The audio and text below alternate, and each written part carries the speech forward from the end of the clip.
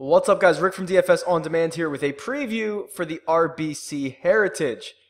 Before we look ahead, let's look back at the Masters. A wonderful week, a star-studded leaderboard.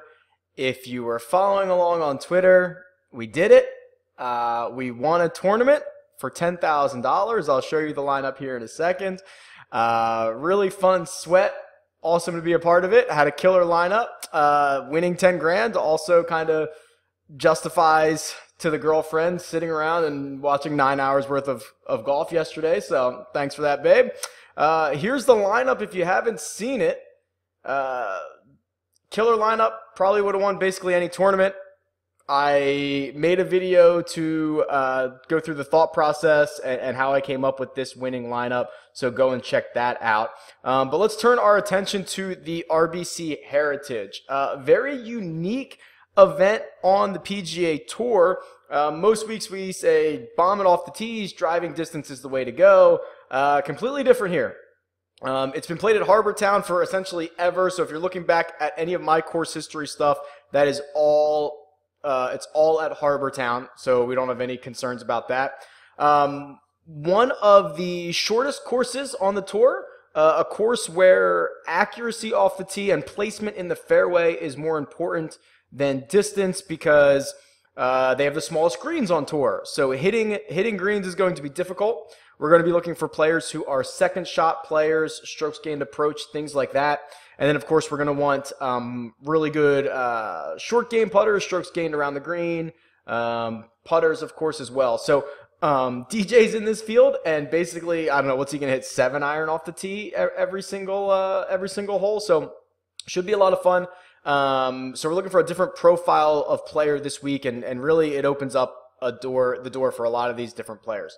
So let's look at this. This is my cheat sheet. It's available on DFS On Demand like it is every week. Okay, so 4 guys over 10,000. DJ here at 12,000. You know, there's always this theory like, do long hitters lose out on courses where their distance may not be an advantage? Quite possibly. At the same time, they're just hitting like 7 irons when other guys are hitting 4 irons, right? Like distance is still a benefit. I'm actually just a little bit more concerned about paying $12,000 for a guy who hasn't played here since, I forget what it was, like 2000. I don't have his course history in front of me. It was longer than 5 years ago.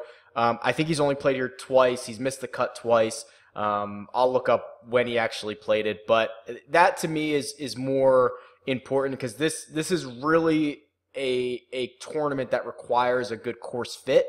And DJ, while he transcends all courses, this might not be one of his best, so it's kind of difficult for me to pay $12,000 for him. Paul Casey is going to be popular. He is the type of guy that fits the mold, very accurate off the tee. He's won recently. Hasn't had a ton of success here in the last 4 years, but this would be the type of course that Casey fits. And then Kuchar is going to be the absolute chalk, right? Like two solid finishes recently. Has absolutely, dominated here in the past, 4 straight top 10s essentially, and he's won. Outside of that, there are a few guys that I do think are a little bit underpriced here. So Brian Harman's one of them. Do you remember we talked about Brian Harman? I mean, it feels like it was just a few weeks ago on how good he has been. And let me flip over to the game logs here, and I'll see if I can find Brian Harman. Okay, so Brian Harman, look at this stretch at the end of last year through basically the career builder. Was piling up top 10s, okay, every week. He was rolling right along, hits a little bit of a struggle at the Farmers Insurance, makes the cut at the Honda, then he gets it going again at the WGC, which is great, and then he's kind of floundered around recently. So, if you look at it at like a 12 or a 10 or 12 tournament stretch, Brian Harman's been awesome. He was over 10,000 that week at the Career Builder, I believe. For a guy who was just a few tournaments ago a top 5 finisher in one of the toughest fields, to go to a much softer field, where he's had success with 2 top 10s in the last 4 years on a profile of a course that would fit him very well. Like $9,800 is not enough. So I'll be spending a lot of my dollars here on Harman instead of probably going up and getting some of those guys at the top. Okay. Cantlay showed it off last year. I think you get the benefit ownership-wise of Cantlay missing the cut, gets a big increase in salary from last week, which usually drives ownership down. Remember, this is a guy with a 4th place at the Genesis, a 3rd place last year. I'll buy back in on Cantlay. I think that was the first time he had played the Masters, right? We know guys get torn up there. Kevin Kisner. Okay, this is actually a little bit deceiving for Kiz. So, missed the cut at the Arnold Palmer. My stats don't have the match play. So remember, he went to the finals in the match play against Bubba. He ended up getting smoked by Bubba, but like that's okay. He played awesome that week. Then he shows up for a 28th place at the Masters. 11th place last year here. 2nd place in 2015. He is that type of ball striker golfer that we're looking for. Kisner's only $8,700. I bet he's pretty popular too. But that price does not seem right to me. These two, DeChambeau and Kevin Na, fit the mold. We'll talk a little bit more about Kevin Na later. I think he pops up a lot on the key stats. Similar with Hadwin, right? We talked about him last week at the Masters. Started off real hot, faded towards the end, but still top 25'd it. I would like him again this week. You can see he's in a really good stretch, like a month or so of really good golf. Then you have some more courses, right? So you have these two guys, right? You've got Russell Knox, who is piling up the top 25s here, but doesn't have recent form. If you've watched my videos, you know I'd prefer recent form over the course horse, but if you're a course horse guy, Russell Knox is there. Luke Donald. This is like Luke Donald week, right? Like, I don't know what it is, but the guy shows up every single year, no matter what his form coming in is. Again, I will probably not have that much of him because I don't like to roster a lot of guys who have missed 4 of their last 6 cuts and have not finished inside the top 35 in any of those starts. Like, if he's going to spout off for another 2nd place or win this thing again, he's going to do it without me on the bandwagon. I will not be falling into the Luke Donald mold, but I think it's interesting that he's 7,700 because Charlie Hoffman is also 7,700. Charlie Hoffman, who just T12'd the Masters and won me $10,000, thank you, Charlie, with that ace on Sunday. Now 2 really good starts in a row, 3 top 20s in his last 4 starts, and he's popped off here before. Maybe a little more volatile. Maybe this isn't the perfect fit for him, but $7,700, he's in the sandwich between these 2 course horses. I wonder how that's going to impact his ownership. That price is wrong. Charlie Hoffman is a much better player than $7,700. Will McGirt, another. I mean, these have been so in the past. These have been pretty weak fields. They benefit from a few things now. Recently, the RBC sponsorship gets some of those RBC pros to play, and then also the initiative for the PGA Tour to get these guys to play different tournaments. It's bringing in some new names. There's been a lot of beneficiaries in this tournament, like Luke Donald, like Will McGirt, who have played the week after the Masters when a lot of the top players take off, and they get like one of the worst fields of the year. So some of these recent histories are kind of skewed, right? Like, just because Will McGirt pops off for 3 top 10s, like, yes, obviously that's impressive, but it's tough to buy. This is a different type of field this week. Grayson Murray's going to make enough birdies, very likely. Where was Kokrak? Oh, here's Kokrak. He's played well here in the past, and again, more of a volatile option, but he has shown us that he can top 10 some of these weaker fields, right? The Valspar, the Career Builder, like he can get involved, and he's had a good run here. If I was on Charles Howell last week, or 2 weeks ago, which I actually bet him when I was in Vegas at the Houston Open, We probably have to be on him this week as well. Another guy that would seem to fit the mold here.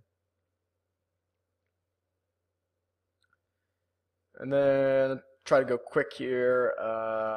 See if there's anyone else who might be interesting and underpriced. What I'm going to do, so at the time that I'm filming this, I didn't have the Vegas odds available. So I'll update this when we do. I usually like to go through that at the end and show you the discrepancies in pricing. So hoping to have that here shortly this evening. So check back on this cheat sheet to see when the Vegas odds come through. Oh, we didn't talk about Wes Bryant. Wes Bryant is the defending champion, so this is going to be really hard to pull the trigger on him. He's really, really cheap. He's $7,200. He's missed 4 straight cuts. So again, if you're a course history guy and you want to play a defending champ, that's fine. I won't be on him. And then here's Luke Donald as like just a course history stud. Kisner and Poulter have both been great here. I saw something about Patton Kizzire. What did I see about him? He's made 2 straight cuts here. He's won twice already this season. And his wins came at courses that are kind of similar to this. Like, I don't have the stats in front of me, but Patton Kizzire, his downfall is the driver. He's not going to have to hit that as often this week. In a weaker field, like this might be an opportunity to buy back in on a guy who's already won twice on tour this season. All right, let's flip over to these key stats here. So if you've never seen this, again, it's me running a correlation of the PGA stats for the last 8 years and DraftKings success over the last 8 years and seeing which stats correlate on this course. So we actually did get some different stats than normal this week because this is such a unique track. So we do have strokes gained total. No surprise, that's always going to pop up. Putts over 10 feet. So that's not surprising because putting is going to be key this week just because these greens are very difficult. Your short game is going to have to save you a lot. So I was not surprised to see kind of a putting or a short game stat pop up. Then we get par 4 scoring. So it does have, I believe, the one extra par 4 because it's a par 71. Strokes gained approach popped up. Of course, we're looking for second shotters. And then proximity from 150 to 175. So I love when we do this and we get a course where we get such unique and different stats than other weeks. And this is so great. So that's proximity is how close you hit it to the hole on your approach shots from 150 to 175, which is a range where a lot of these shots are going to end up coming from this week. So that's what we're looking at. So strokes gained total, this should be no surprise. It's mostly the studs, right? It's mostly the most expensive players. There's always a few outliers like Hadley, who started off incredibly hot this year. Luke List always pops up on some of these stats. But this for what it's worth, is pretty straightforward. Strokes gained total. All right, putting. So, believe it or not, this season, Wes Bryant, despite missing all of these cuts, has still made a ton of putts outside of 10 feet. Maybe because, well, that wouldn't make sense. I was going to say something different, but he's done it. Losing strokes total, he's over par on par 4s pretty brutally. Like, he doesn't pop off anywhere else except on the putting greens. So if you think he can get it hot, that's fine. I'm not particularly thrilled. Kevin Na pops up here. Here's Luke Donald. Brian Harmon on the top of the list. Grayson Murray, Ryan Moore. Here's Schwartzel, right? Like, there's a ton of value in this putting stat. Par 4 scoring. So under par, obviously better. DJ kind of runs away with it. Brian Harmon, 3rd. Cam Smith, who played really well last week. Oh, here's Kizzire. Okay, so this is what I was looking at earlier. Kizzire falls in here, right? I wouldn't even mind Emiliano Grillo. Strokes gained approach. Let's see who we get here. Yeah, okay. Casey and Zach Johnson. Poulter's in there. Anybody else popping up again? Not really, right? That's a pretty spread out little stat. Let's see what proximity shows us. The lower the number, the better. So here's Kevin Na, who leads this field in proximity on this stat. There's Patton Kizzire. There's Zach Johnson. Leishman popped up a couple times. Griot popped up a couple times. Charlie Hoffman's in there. So I didn't talk about Leishman on the cheat sheet, but he did appear to show up on the key stats a lot. I'm probably going to target a lot of Kevin Na, a lot of Patton Kizzire. I think Zach Johnson and Griot are fine as some value plays. I think Charlie Hoffman is nearly criminally underpriced. We're going to have enough of him. And then who did I say at the top here? Kind of Kisner, Harmon, I'll have Leishman. So I'm not sure if I'll have much of the top three guys. I'll definitely sprinkle them in, but I'll build more lineups around Leishman, Harmon, Kisner, Griot, Na, Zach Johnson, Hoffman. And then when the odds come out, I'll update this sheet and see if there's any more discrepancies. So there you go. Let me know how you're approaching this tournament since it is so unique. Are you going to pay up for DJ when you kind of lose one of his best advantages, which is his distance, or don't we care? Let me know what you're going to do. You can tweet me. It's at DFS On Demand, or leave a comment below. Let's go win another one this week. Talk to you guys soon. Later.